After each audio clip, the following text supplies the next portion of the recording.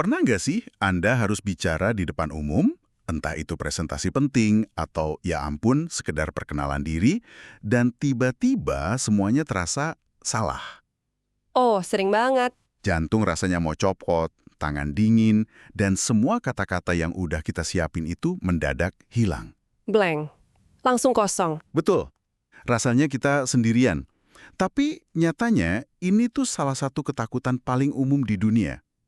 Hari ini kita akan bedah sebuah sumber yang pendekatannya, wah ini benar-benar menjungkir balikan semua yang kita tahu soal ini. Benar-benar beda ya. Buku dari Lee Kriegstein, judulnya Be Heard Now, End Your Fear of Public Speaking Forever. Misi kita sederhana. Kita mau bongkar idenya soal berbicara yang transformasional. Dan cari tahu gimana caranya mengubah rasa takut jadi kekuatan untuk terhubung, bukan untuk sekedar tampil. Dan kata menjungkir balikan itu pas sekali loh. Iya kan? Karena Glickstein ini menantang nasihat yang mungkin udah mendarah daging di benak Anda. Nasihat kayak sembunyikan rasa gugupmu, latih sampai hafal mati, atau yang paling klasik, Yang itu tuh. bayangkan penontonmu nggak pakai celana. Iya itu. Glickstein bilang, lupakan semua itu. Justru sebaliknya, tunjukkan rasa gugupmu. Jadilah dirimu apa adanya. Jadilah rentan. Ini bukan sekedar teknik baru. Bukan ya? Ini perubahan cara pandang yang total. Sebuah pergeseran paradigma. Oke, kita mulai dari akarnya deh. Glickstein sendiri punya trauma pribadi soal ini. Iya, dia cerita sendiri ya. Dia cerita waktu upacara bar mitzvahnya di usia 13 tahun, dia harus ngucapin kalimat, hari ini saya adalah seorang pria. Oke. Tapi yang keluar malah suara melengking, pecah, kayak anak kecil, dan seluruh ruangan ketawa. Momen itu membekas begitu dalam sampai dia mogok bicara di depan umum selama 25 tahun. Jadi, ketakutan ini bukan sesuatu yang dibuat-buat kan? Akarnya seringkali dari masa kecil. Dari pengalaman. Mungkin dari guru yang mempermalukan kita di depan kelas, atau teman yang ngejek. Tepat sekali. Glickstein menyebutnya sebagai fenomena pembicara batin atau inner speaker yang terkurung. Pembicara batin. Bayangin deh, waktu kita kecil, kita ini dan ekspresif, spontan, nggak ada filternya. Betul. Tapi karena pengalaman-pengalaman negatif itu dimarahi, ditertawakan, si pembicara batin ini jadi takut.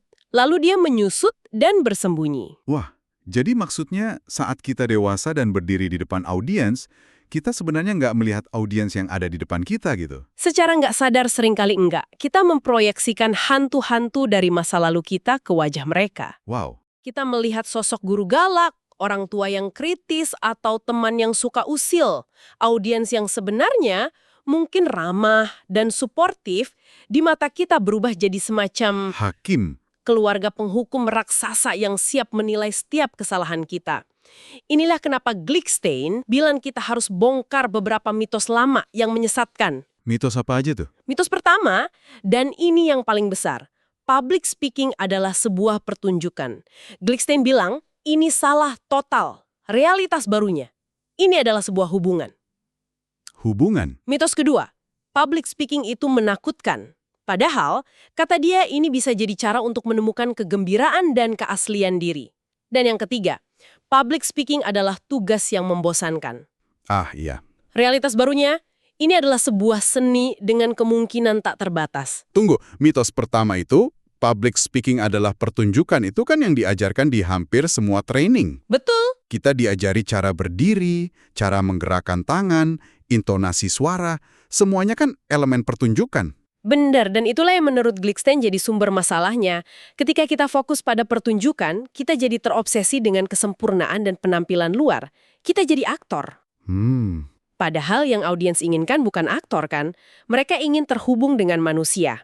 Anekdot dia waktu jadi komedian tunggal itu benar-benar kena banget buat saya. Oh, yang itu ya?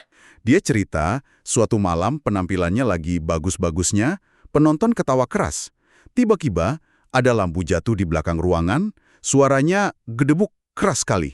Oke. Tapi karena dia terlalu fokus sama naskah dan lelucon berikutnya, dia sama sekali nggak merespon. Dia jalan terus seolah nggak terjadi apa-apa. Apa yang terjadi setelah itu? Koneksinya langsung putus. Langsung? Iya. Langsung. Penonton merasa diabaikan. Mereka tahu si komedian ada di panggung secara fisik, tapi dia nggak benar-benar hadir bersama mereka di momen itu. Kisah itu dengan sempurna menggambarkan perbedaan antara melakukan atau doing sebuah pertunjukan dan menjadi atau being hadir. Penampil fokus pada melakukan, menyampaikan naskah, gestur yang dilatih. Pembicara yang autentik fokus pada menjadi, hadir di sini dan saat ini, bersama audiens. Jadi masalahnya bukan karena dia lupa leluconnya, tapi justru karena dia terlalu fokus pada leluconnya sampai lupa ada manusia di depannya. Itu pergeseran yang luar biasa sih. Persis. Glickstein punya analogi yang sangat tajam. Dia mengutip skandal Watergate Richard Nixon. Bukan kejahatannya menjatuhkannya, tapi usahanya untuk menutup-nutupinya. Oh, oke. Dalam public speaking, bukan rasa gugup Anda yang jadi masalah, tapi usaha Anda mati-matian untuk menutup-nutupi rasa gugup itu. Usaha kamuflasenya itu ya. Nah, usaha kamuflase itulah yang menciptakan dinding antara Anda dan audiens. Oke, saya paham paradigmanya. Koneksi bukan performa, tapi rasanya masih agak abstrak nih. Apa langkah konkret pertama yang Glickstein sarankan untuk benar-benar merasakan ini? Langkah pertamanya adalah pilar yang dia sebut. Koneksi adalah segalanya. Koneksi adalah segalanya. Ini tentang secara sadar memecah ilusi keterpisahan. Jadi, bukan lagi saya di panggung sini dan mereka para penonton di sana. Tapi, kita semua ada di ruangan ini bersama-sama. Gimana cara memecah ilusi itu secara praktis? Salah satu teknik paling mendasar yang dia ajarkan adalah kontak mata yang disebut soft eyes. Soft eyes? Ini bukan menatap tajam untuk nunjukin dominasi atau memindai ruangan dengan cepat kayak kamera CCTV. Bukan ya? Bukan. Tapi ini soal benar-benar memilih satu orang di antara penonton dan membiarkan tatapan Anda mendarat dengan lembut padanya selama beberapa detik. Oke. Seolah-olah Anda sedang berbagi momen percakapan personal dengannya, baru kemudian beralih dengan lembut ke orang lain. Jadi wawasan kuncinya di sini adalah berhenti mencoba menyampaikan pidato ke sebuah ruangan dan mulailah bercakap-cakap dengan satu orang pada satu waktu. Tepat. Anda mengubah dinamikanya. Ada cerita menarik tentang seorang pengacara yang memakai teknik ini. Oh iya. Dia sadar, di ruang sidang, dia nggak perlu mencoba meyakinkan seluruh 12 juri sekaligus. Itu mustahil dan melelahkan. Pasti. Sebaliknya, dia fokus membangun koneksi yang tulus dan dalam dengan, katakanlah, 2 atau 3 orang juri aja. Hasilnya, seluruh anggota juri lainnya ikut merasakan koneksi itu dan mendengarkan dengan jauh lebih saksama. Itu cerdas sekali. Dia nggak mencoba menaklukkan seluruh ruangan, tapi berteman dengan beberapa orang di dalamnya. Oke, itu pilar pertama. Lalu apa selanjutnya? Pilar kedua ini yang mungkin kedengerannya paling aneh pada awalnya. Mendengarkan sambil berbicara. Tunggu, mendengarkan sambil berbicara. Kedengarannya kontradiktif banget. Bukannya sebagai pembicara, tugas kita itu memberi energi, memberi informasi? Itu pemikiran konvensional. Kita merasa harus jadi dinamo yang terus-menerus memompa energi keluar. Iya kan? Glickstein bilang, pendekatan yang lebih kuat adalah menjadi magnet, yaitu belajar untuk menerima perhatian, dukungan, dan energi positif dari audiens. Ini aliran dua arah. Menerima ya? Betul. Saat Anda berdiri di depan, sebelum bicara, coba deh ambil jeda sejenak, bernapas, dan rasakan kehadiran mereka. Rasakan bahwa perhatian mereka itu sebenarnya adalah bentuk dukungan. Jadi ini soal mengubah dinamika dari saya harus tampil untuk kalian menjadi saya di sini bersama kalian dan saya merasakan dukungan kalian. Persis. Dukungan mereka menjadi bahan bakar Anda. Anne Weiser Cornell, seorang guru ternama, punya pengalaman luar biasa dengan ini. Gimana ceritanya? Dia harus memberikan pidato penggalangan dana di depan 500 orang. Dia gugup banget. Wah, 500 orang. Alih-alih menghafal naskah, dia cuma jalan ke panggung, berdiri diam selama beberapa saat, bernapas, dan benar-benar menerima kehadiran audiens. Baru setelah merasakan koneksi itu, dia mulai bicara dari hati. Dan hasilnya? Penggalangan dana yang terkumpul 2 kali lipat dari yang ditargetkan. Wow, hanya dengan mengubah niat dari memberi menjadi menerima. Oke, pilar ketiga ini yang sepertinya paling radikal. Kerapuan yang bersemangat, vibrant vulnerability. Ini kedengarannya kayak oksimoron. Memang, ini tentang mengubah cara kita memandang kegugupan itu sendiri. Glickstein menyebutnya nervous nirvana. Nervous nirvana. Idenya adalah momen-momen yang paling kita takuti, kayak saat pikiran kita tiba-tiba kosong atau drawing a blank, itu sebenarnya bukan bencana. Sebaliknya, itu adalah ruang putih atau white space. Ruang putih. Sebuah jeda yang justru membuka kesempatan untuk koneksi yang lebih dalam dan autentik. Ada contoh soal ini kan? Cerita tentang pianis terkenal itu? Betul, seorang pianis kelas dunia sedang tampil di sebuah konser simfoni. Di tengah-tengah permainan yang rumit, dia merasa ada yang salah. Permainannya nggak pas. Oke. Alih-alih panik dan pura-pura terus bermain, dia melakukan sesuatu yang nggak terbayangkan. Dia berhenti, dia angkat tangannya, konsultasi sebentar sama konduktor, lalu berbalik ke arah penonton dan dengan tenang mengumumkan, kita akan mulai lagi dari awal. Itu butuh keberanian yang luar biasa ya. Apa reaksi penonton? Mencemooh? Justru sebaliknya, mereka memberinya tepuk tangan berdiri yang paling meriah malam itu. Wow. Bukan karena permainannya, tapi karena kejujurannya. Mereka nggak melihatnya sebagai kegagalan, mereka melihatnya sebagai keberanian dan kemanusiaan. Mereka berempati. Momen kerapuhan itu justru menciptakan ikatan yang jauh lebih kuat antara dia dan penontonnya. Ini ada hubungannya dengan suara kritis di kepala kita itu kan? Yang Glickstein sebut sebagai kritikus batin atau inner critic. Tepat sekali. Suara itu yang selalu berbisik, kamu payah, mereka menertawakanmu, kamu kan gagal. Ah, iya. Kenal baik saya sama suara itu. Kita semua kenal. Nasihat Glickstein di sini juga sangat tidak biasa. Jangan melawannya. Melawan kritikus batin itu seperti mencoba memadamkan api dengan bensin. Semakin Anda lawan, semakin kuat suaranya.